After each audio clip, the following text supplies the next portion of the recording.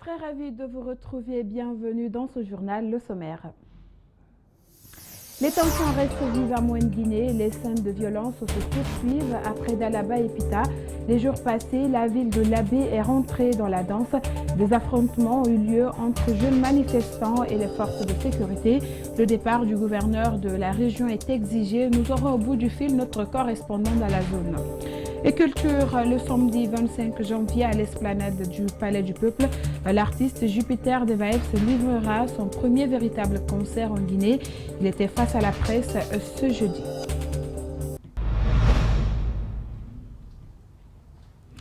Mesdames et messieurs, bonsoir. L'accalmie dans la préfecture de l'Abbé n'a duré que 48 heures. Les violences ont repris ce jeudi avec cette fois plus d'intensité. Les jeunes manifestants en colère ont exigé le départ du gouverneur de la région qui a été contraint de quitter son bureau. Les manifestants ont investi tous les quartiers de la commune urbaine. Les forces de défense et de sécurité ont tenté toute la journée de ramener l'ordre et sur place, on parle d'au moins 2 morts. Et nous avons en direct de l'abbé Alaï Disso. Bonsoir. Bonsoir. Alors dites-nous, qu'est-ce qui explique ces manifestations de ce jeudi? Voilà, comme vous l'avez expliqué, les échauffourées se sont intensifiées aux environs de 12 heures lorsque des milliers de jeunes protestataires ont voulu s'attaquer au bloc administratif du gouvernorat de l'Abbé. Donc la route qui y mène a été transformée en véritable champ de guerre. Jets de pierre contre gaz lacrymogène et même des tirs à balles réelles, des tirs de sommation. 1 heure après, on nous a signalé un blessé par balle. Il s'agissait d'une fille atteinte aux jambes. Donc elle a été admise à l'hôpital. Même pas un quart d'heure après, c'est un mort par balle, le premier de la journée, qui a été enregistré. Et ce corps aussi a été déposé à l'hôpital régional de l'Abbé. Il s'agit de Alpha Oumar Bari. L'information a été confirmée par des médecins joints par Espace Fouta.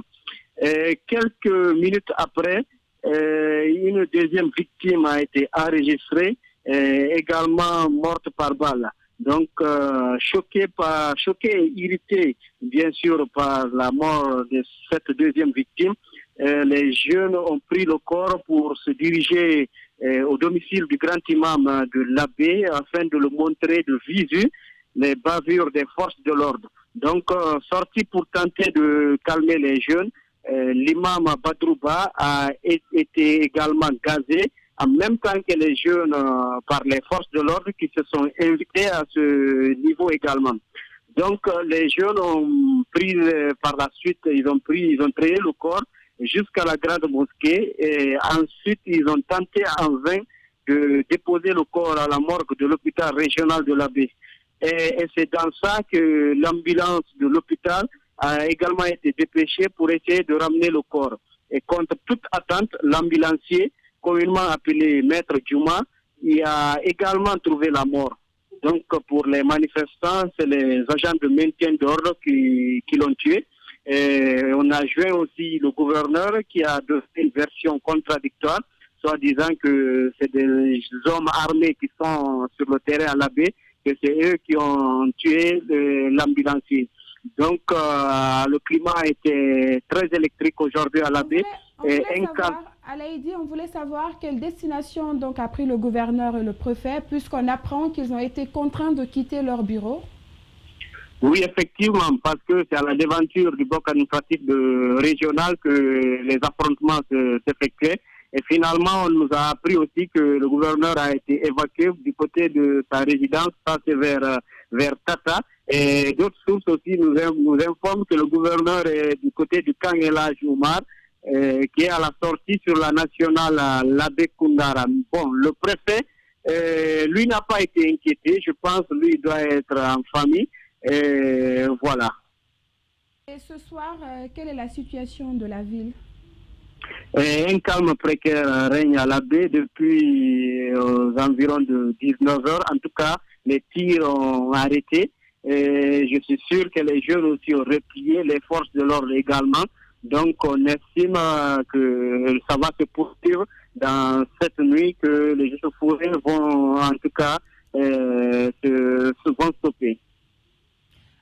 merci à Laïdi, c'était bien notre correspondant d'Espace TV à la baie. La situation était aussi tendue hier dans la préfecture de Dalaba. Le préfet de la localité, chassé de la ville, sa résidence, le bloc administratif et bien d'autres bâtiments publics vandalisés par des jeunes manifestants. Aucune autorité n'est présente actuellement dans cette préfecture, contrôlée depuis mardi par des jeunes manifestants.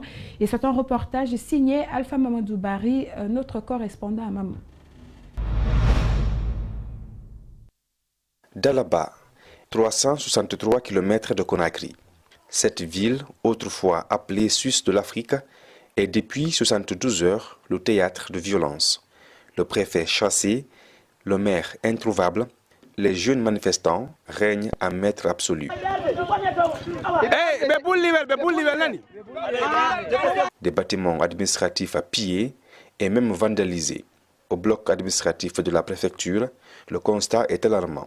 Portes défoncées, vitres brisées, documents administratifs déchirés. Voici l'image que présente cet édifice nouvellement construit.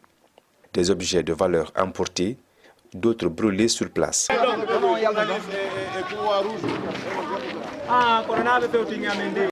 La résidence du préfet a également fait les frais.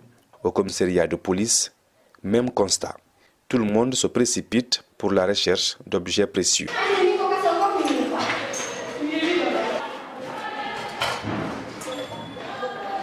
Ici, c'est la compagnie de gendarmerie de Dalaba. Là non plus, rien n'a été épargné. Pour pouvoir accéder les lieux, il nous a fallu l'autorisation des manifestants qui s'est autoproclamé commandant de compagnie. À quelques mètres de là, la maison d'arrêt de Dalaba. En début de semaine, 17 prisonniers incarcérés dans cette cellule ont été tous libérés. Tous les agents de la police ou de la gendarmerie de la localité ont soit quitté la ville, soit trouvé refuge ailleurs. Les renforts venus de la préfecture de l'Abbé ont été contraints de replier. Dans la ville, l'accès est quasiment impossible. À chaque 100 mètres, des barricades sont érigées. Un contingent venu de Mamou n'a pas pu accéder à la ville à cause des troncs d'arbres et des gros cailloux drainés par des manifestants. À 10 km de la rentrée de Dalaba, des dizaines de véhicules bloqués, les passagers exposés à toute forme de menace de la part des manifestants. En attendant le retour de l'État à Dalaba, la ville est entièrement contrôlée par des jeunes manifestants, munis parfois de lance-pierres, de frondes et d'armes blanches. C'est un reportage signé Mamadou Alpha Bari, correspondant d'Espace TV depuis Mamou. La ville de Zélékori a maintenu son calme habituel hier mercredi, deuxième journée de l'acte de la résistance citoyenne et active du FNDC. Les activités se sont déroulées normalement aussi. Aucun incident n'a été signalé, contrairement à la journée de mardi où des cas de barricades et de brûlures de pneus ont été constatés. Reportage de Fasseli Konaté et Mamadi De Camara. Mercredi, jour du marché hebdomadaire. Toutes nos excuses pour la qualité de ce reportage. La recrudescence des violences inquiète plus d'un des édifices publics incendiés ainsi que des véhicules un peu partout à travers la Guinée. Et cela doit cesser, c'est l'avis d'un enseignant sociologue qui interpelle les politiques et les religieux à œuvrer pour la paix. Djibril Ba et Ibrahima Souri Souma, l'universitaire et écrivain Moustapha Diop, dans le même registre, invitent les coordinations régionales à se départir de la politique et jouer le rôle qui leur est dévolu. Je vous propose de le suivre au micro de Djibril Ba. Ces derniers temps, Conakry renoue avec des violences, même chose dans certaines préfectures du pays. Des soubresauts qui font suite à cet appel à manifester du FNDC.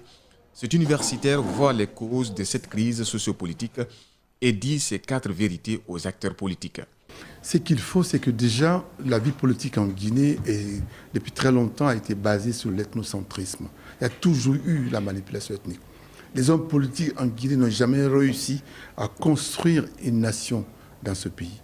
L'écrivain invite les politiques à orienter le débat sur des vraies questions qui puissent permettre à la Guinée d'avancer. Dans ses interventions, il persiste et signifie clairement la paix et revêt une importance capitale. C'est qu'on ne pose pas la question d'alternance politique dans notre pays. C'est-à-dire qu'il y a un changement démocratique du pouvoir avec des projets qui ressemblent tous les Guinéens. On pose toujours et depuis toujours le problème en termes d'alternance ethnique. Et ça, c'est un vrai problème.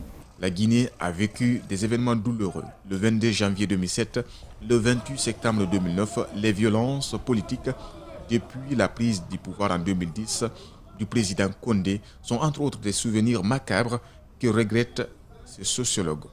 Les politiques doivent arrêter de manipuler. On ne manipule pas le registre ethnique, c'est dangereux. On a trop joué sur ça en Guinée. Il faut qu'on arrête ça. Si on veut la paix en Guinée, il faut mettre hors champ politique l'ethnocentrisme.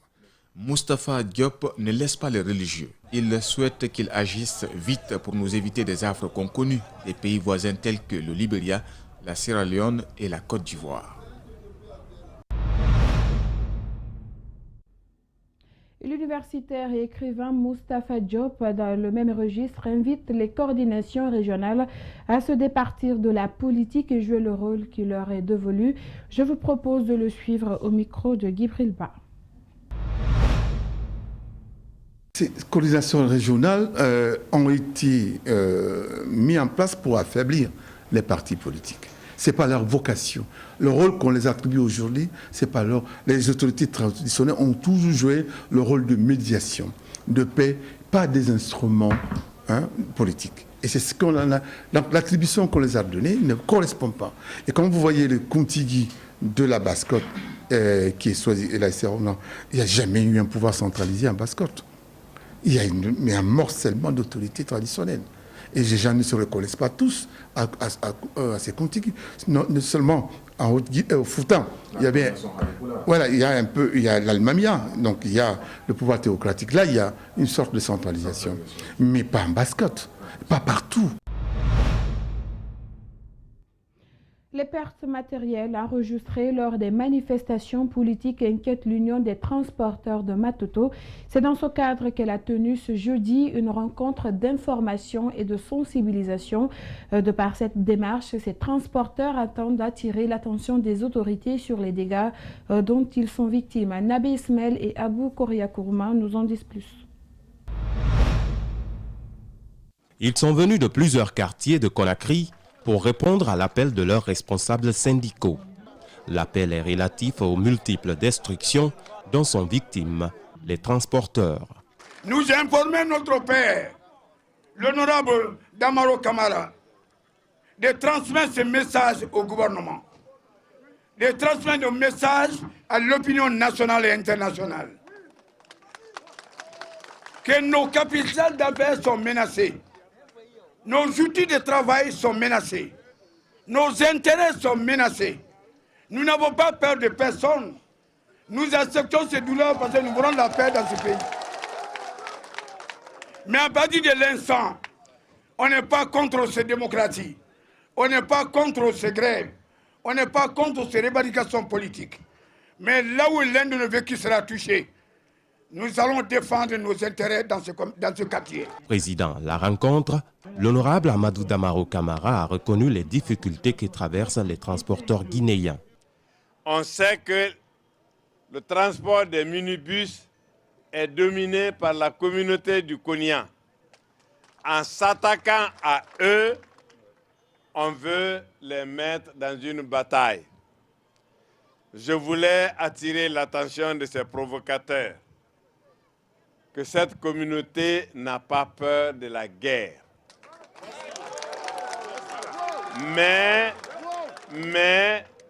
nous connaissons aussi les méfaits de la guerre.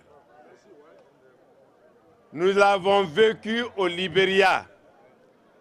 Nous l'avons vécu en Sierra Leone. Nous l'avons vécu en Côte d'Ivoire. Nous ne voulons pas la vivre en Guinée. C'est ça notre objectif. Poursuivant, le député invite les transporteurs à la retenue et à la responsabilité. Surveillons nos véhicules. Mais je vais vous dire une seule chose. Si vous prenez quelqu'un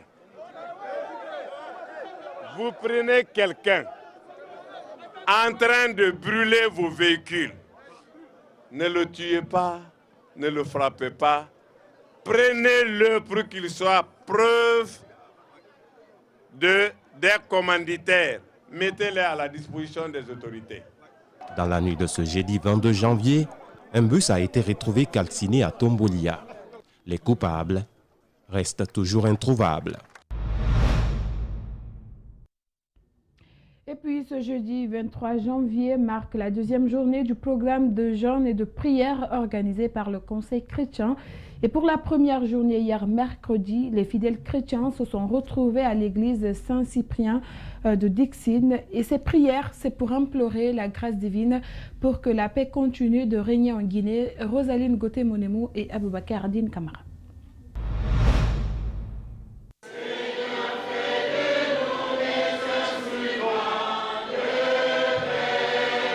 Ces 3 jours de jeûne et de prière sont organisés pour demander pardon à Dieu pour toutes ces violences commises dans le pays. Le Conseil chrétien sollicite l'intervention du Seigneur Jésus-Christ afin que lui qui est le prince de la paix apporte la paix en Guinée. Nous avons pensé qu'il faut demander pardon au Seigneur pour tous les actes que nous avons eu à faire dans ce pays. Il y a eu beaucoup de choses, même avant l'indépendance, pendant l'indépendance, après l'indépendance et à nos jours. Tous ces innocents qui sont tombés, tout ce qui se passe aujourd'hui, les calomnies, des violences, vous les connaissez mieux que moi ces mots. Donc nous avons jugé nécessaire de demander pardon au Seigneur et inviter le Seigneur de venir habiter dans ce pays pour changer le cœur du Guinéen. Parce que le Guinéen est devenu trop violent. Les leaders religieux chrétiens profitent de l'occasion pour inviter les autorités compétentes à être à l'écoute des filles et des fils du pays. Nous avons invité aussi le gouvernement pour que le gouvernement puisse écouter son peuple, qu'il y ait un dialogue franc, un dialogue sincère, un dialogue qui rassemble tout le monde dans un même endroit pour défendre l'intérêt national. Les fidèles chrétiens, quant à eux, interpellent les Guinéens à éviter la violence et à cultiver la paix. Que chacun essaye de comprendre que ce que je suis en train de faire, ce que je suis en train de cultiver comme violence, ça ne va pas se répercuter que sur mon ami, mais nous tirons ensemble ce drap-là. Et quand ça va brûler de mon côté, ça ira brûler aussi ta main de l'autre côté. Que chacun cultive la paix en soi. La paix se cultive en soi. Si chacun de nous ne cultive pas la paix en soi, tu ne peux pas la donner. Tu ne donnes que ce que tu as. Ce programme de jeûne et de prière continue ce jeudi à la cathédrale Toussaint de l'église anglicane et prend fin ce vendredi dans les jardins de l'archevêché de Conakry.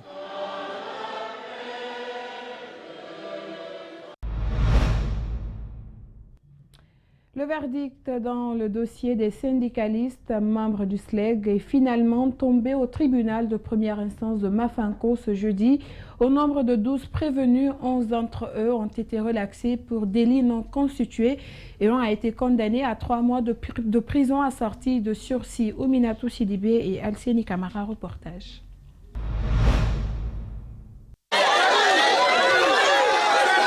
C'est la fête au tribunal de première instance de Mafanko cet après-midi après le délibéré.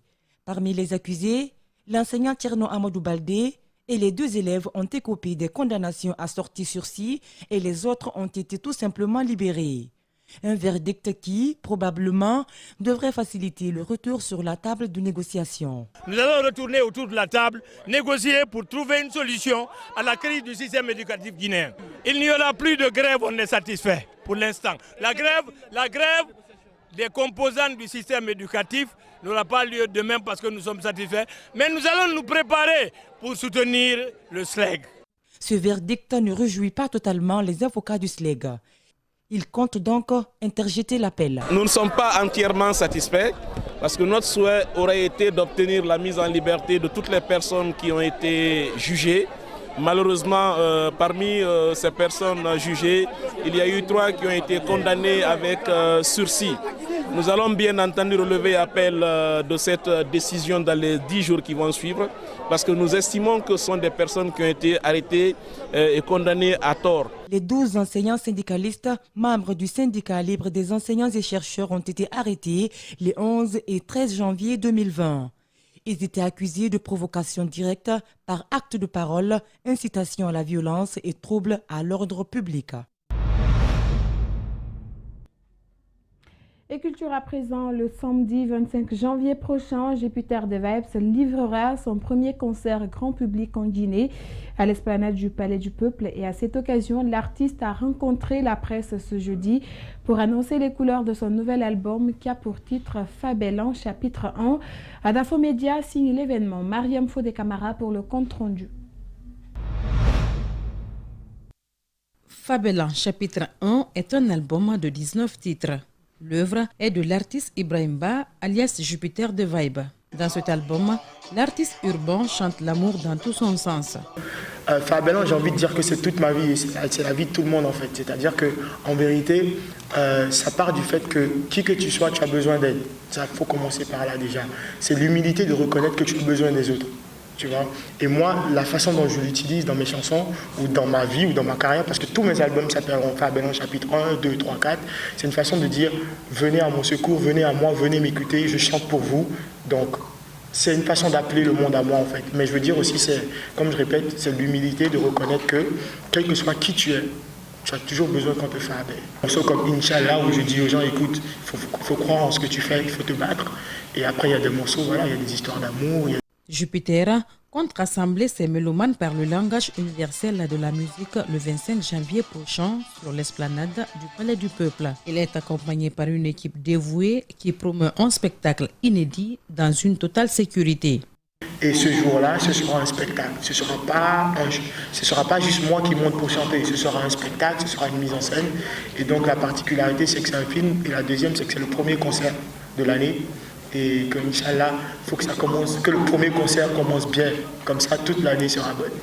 Dans cet album, Jupiter a fait plusieurs featuring avec des artistes étrangers, dont entre autres une légende du rap français qui s'appelle Oxmo Puccino.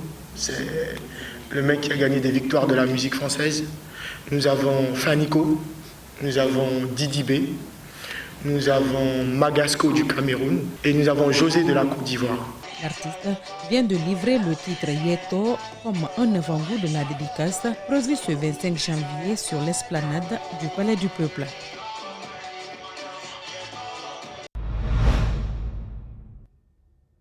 Et voilà, c'est la fin de ce journal réalisé par Malik Siongana Kamara, Antoine Kourouma et l'ensemble de la rédaction. Suivez le reste de l'actualité sur notre site web www.espacetvguinée.info et bonsoir.